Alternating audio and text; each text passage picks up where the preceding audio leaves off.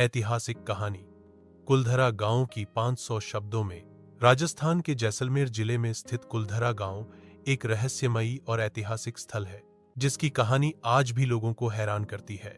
यह गांव 13वीं शताब्दी में बसा था और यहां पालीवाल ब्राह्मणों का निवास था। पालीवाल ब्राह्मण उस समय के अत्यंत विद्वान, समृद्ध और सांस्कृतिक रूप से संपन्न लोग माने जाते थे। वे कृषि और व्यापार में भी निपुण थे। विशेष रूप से जल प्रबंधन प्रणाली में उनकी दक्षता के कारण यह क्षेत्र समृद्ध हुआ।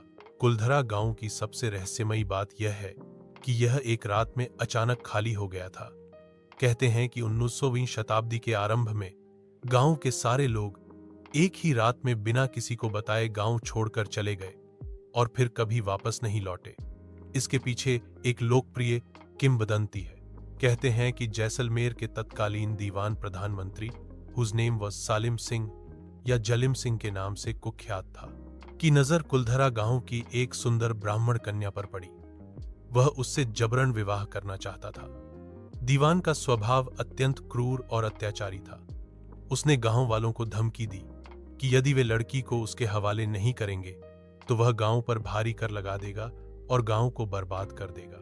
पालीवाल ब्राह्मणों ने पंचायत बुलाई और यह तय किया कि वे अपने स्वाभिमान और बेटी की रक्षा के लिए गांव खाली कर देंगे, लेकिन अपनी बेटी उस अत्याचारी को नहीं देंगे।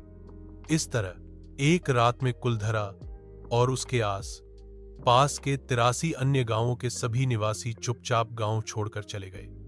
यह आज भी एक रहस्य बना हुआ है कि वे कहां गए, क्योंकि उनका कोई पता नहीं चला। लोक कथाओं के अनुसार जाते जाते पालीवाल ब्राह्मणों ने इस गांव को शाप दिया कि यहां अब कभी कोई नहीं बस पाएगा।